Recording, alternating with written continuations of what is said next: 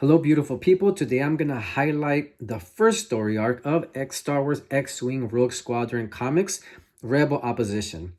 It's made up of the first four issues. It was released in 1995. Cover artist Dave Dorman, Michael Stackpole, fan favorite, is a writer along with Mike Barron. And the artist within the comic is Alan Nunes. And if you think about it, this was written in 1995 once again. It was in the beginning stages of the construction of the expanded universe. Yes, back in the day, we had the Brian Daley books. We had Splinter of the Mind's Eye. We had the Marvel comics, etc. But 1991, once again, I mentioned this throughout my channel, it kicked off the expanded universe and blew up in an amazing way and gave us so many amazing stories in novel formats and games and comics and everything. But 1995, thinking about 1991, it's in the beginning stages. And one thing interesting as well, that this takes place right after Return of the Jedi and right after Truce of Bakura. So that's where this comic, Rebel Opposition, is placed within the timeline. So just keep that in mind. And even though in the movies we saw the destruction of Palpatine and the destruction of Darth Vader, if we just stick to the movies, we're giving a happy ending, that everything's defeated. But one thing I love about the story group and Lucasfilm back then, obviously, is that they thought about that carefully. And yes, it makes sense that, yes, the Death Star 2 was destroyed, Palpatine, Vader, huge deal that they died. But it doesn't mean that the Empire ended all of a sudden. Remember, they were in different planets, so many thousands of Moffs all over the place, different systems. And they were out with a vengeance, trying to maintain their order, tyrannical rule, oppressing people, and extremely upset about what happened. So they were out with a vengeance and to maintain their order, even though the events of Return of the Jedi happened. Common sense, it's obvious. Yes, you're right. There's so many.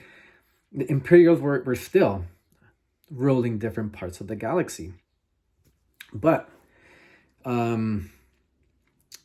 during this, to get into the comic, now that that's out of the way and you have that in mind, as far as the comic, Wedge is pretty much front and center along with other pilots like Jansen, Tycho Selchu, and we're really given a lot of time with them.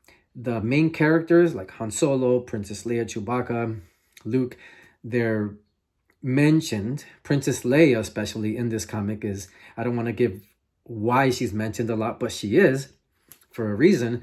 But they're just mentioned, which is something that I appreciated. I appreciated that these characters, I wouldn't even call them side characters, these background characters from the movie that were important, they're well-deserved, front and center. And one thing I love is the banter between all the pilots. The comedy is priceless within the whole expanded universe because it's not overused, and the authors really knew where to place the comedy, because there's a lot of dark moments that happen in this comic and a lot of dark themes as well. But comedy is important too within a story, so they use it sparingly and in a perfect way, I feel. But yeah, this takes place in Silpal, and the planet Silpal, and the rogues are on a routine mission, food convoy, and all of a sudden they're confronted by TIE fighters. They're intercepted by a bunch of TIE fighters all over the place. There's an amazing dogfight right from the beginning of the book. The artwork is amazing, once again, because we visually see Wedge and all these characters in the comic format, and the art is amazing. Once again, I just keep saying that because it's so true. So unfortunately, in that incident, Wes Jansen crash lands. He's injured. Tycho Selchu follows him and takes him to a cave where they can tend his wounds. In the meantime, Wedge and the team land on their base, and they're confronted by a resistance fighter. That's very important to this storyline, Rebel Opposition. Elskull, along with the Wookiee named Groznik, and he's super cool.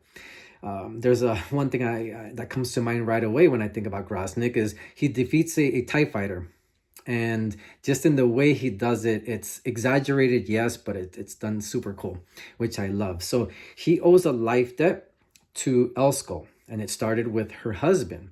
But once he passed, that life debt got transferred over to her, and Grosnick takes care of Elsko. Just like if you think about it, if the EU went in the route of killing off Han Solo, Chewbacca would have taken care of Princess Leia, obviously, and the kids, and that's pretty much the same concept.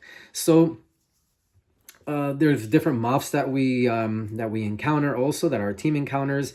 Once again, the Imperials are full force just trying to stay alive, and you can imagine if they were tyrants, this is even worse. So there is resistance fighters. And one thing that's mentioned that I appreciate also is that it's true, and it's addressed here and in other storylines, that not everybody knows, since this is recent after Return of the Jedi, not everybody in the galaxy knows that Palpatine and Darth Vader were defeated, because they're still oppressed, you can say, and business as usual, or probably worse. So many people still don't know that occurred. So I think that was super interesting, and it totally makes sense. Another aspect of the story is that the team, the Rogues, are looking for somebody that they were supposed to meet named Targeter. So it's a mystery between throughout the 4 issues of who's this Targeter. They're looking for her. He or she has information for them.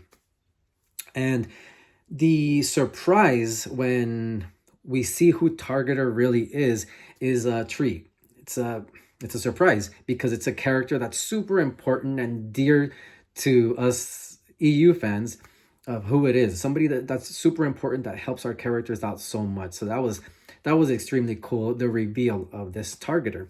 Also, there is somebody, when I told you how the story started with the dogfight and the TIE fighters waiting and intercepting our heroes, there is somebody that betrayed them and gave that information to the Imperials. That's how the TIE fighters intercepted and were right there, because there is somebody who's revealed to be a traitor, unfortunately. So that's part of the story. I'm not gonna, if I haven't mentioned this before, in this series, highlighting, that's all it's gonna be, highlighting and appreciating X-Wing Rogue Squadron comics, story arc by story arc, till we get to the 37th issue. It's not gonna be a panel to panel and complete explanation of details of what happened. If there are going to be spoilers here and there, if you guys feel I'm giving too much away, please let me know. I'm all about constructive feedback. So yeah, just let me know if that's the case, and I'd appreciate that. But highly recommend it. If you're not into the comics, that's fine. This is just my way of showing my appreciation to the comics. You enjoy the EU the way you enjoy the EU. Nothing else matters, as long as you're happy and you're getting something out of it that you love. But I highly recommend these comics, to put it that way. I really do. Necessary, that's if they're necessary to the overall story, that depends who you ask. I feel it is, but then again, I'm not the, it doesn't mean that what I feel and what I say is the way it is. No, this is just coming from my humble opinion. But I'm glad I didn't miss out on these. I'm glad that these exist. I'm glad they're part of the Star Wars Legends, as far as apart also from Star Wars Expanded Universe, whatever term you want to use. It's all good to me. It's all about the love. But yeah, just super excited reading these comics and rereading them as well. So if you have Star Wars X-Wing Rogue Squadron half issue, message me, and if you're willing to sell it, I'd love to buy it off you. But anyway, that's Rebel Opposition, the first story arc kicking off the X-Wing Rogue Squadron series.